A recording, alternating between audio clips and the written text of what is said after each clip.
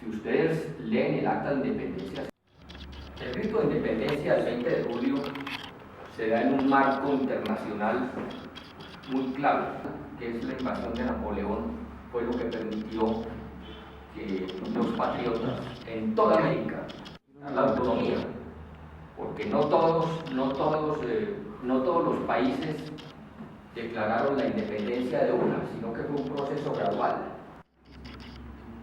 Aquí se leía Montesquieu, se leía Rousseau, se leía Voltaire. Se tradujo la Constitución de Filadelfia, porque no fue únicamente la influencia de la Revolución Francesa lo que armó ideológicamente a esta clase, llamémosla de patriotas, sino también la Revolución Norteamericana, la Revolución de Independencia Norteamericana, que fue incluso anterior a la Revolución Francesa. Pero con esto lo que quiero decir es que la mentalidad de la juventud estaba cambiando. A Mutis se le reconocen varios méritos, uno de ellos el haber sido el maestro de la generación de independencia, incluido Antonio Nariño, aunque Antonio Nariño no hizo parte de la expedición botánica. Pero, por ejemplo, personalidades claves, podemos mencionar Jorge Tadeo Lozano, que fue el primer presidente de Colombia, digamos, aunque pues no se llamaba así. Era el estado de Cundinamarca, su primer presidente fue Lozano, era de la expedición botánica. Y lo mismo, una personalidad muy importante, porque fue el que realmente organizó los motines que terminaron con la prisión del virrey y la virreina, que fue José María Carbonell,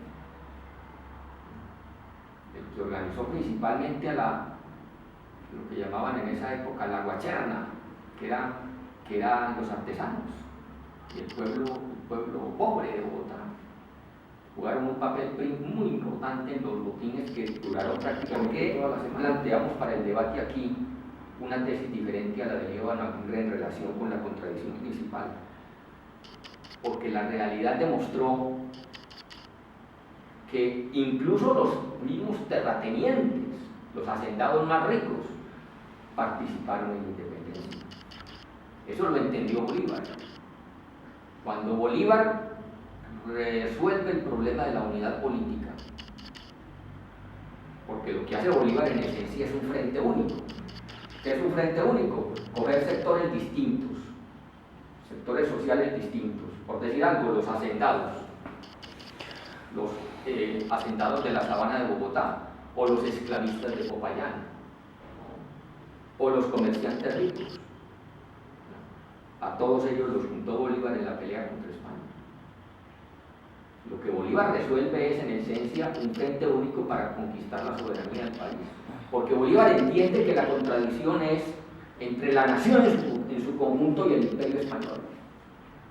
La contradicción principal no es entre oligarquía y pueblo, es entre la nación y su conjunto y el imperio español.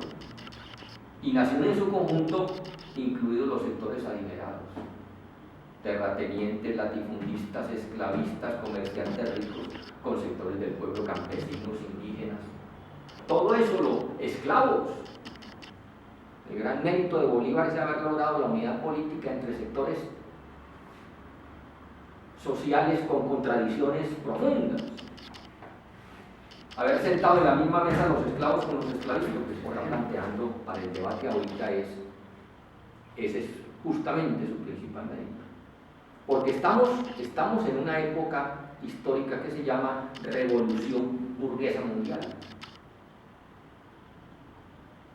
Y entonces la burguesía está en muchos países luchando contra el feudalismo, contra la monarquía feudal. Ya lo ha hecho Francia. En Francia, en 3 semanas eliminaron los campesinos el feudalismo. Acabaron con el feudalismo de una revuelta campesina supremamente dura. Y van a venir revoluciones durante el siglo XIX, todas en el mismo sentido, principalmente en el año 1848, que se conoce como la primavera de los pueblos, porque toda una serie de naciones se levantan contra los imperios dominantes en la época. Bueno,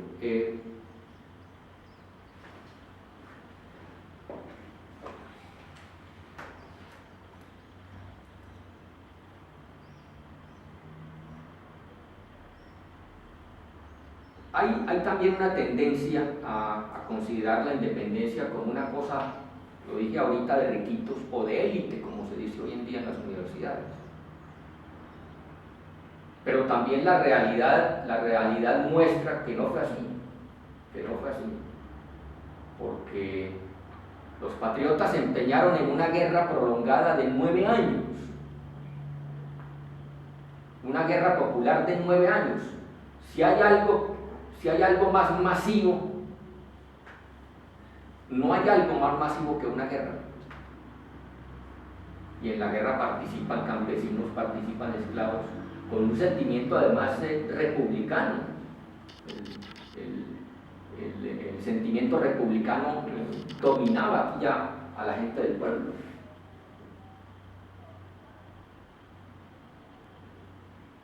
No puede ser de élite una guerra que además dura 9 años, hasta el año 1819 y todavía más, porque la guerra se prolonga hasta el año 1824, cuando ya se da la batalla de Ayacucho, que es la última batalla contra España. Ahí ya pierde España totalmente el dominio sobre el territorio americano.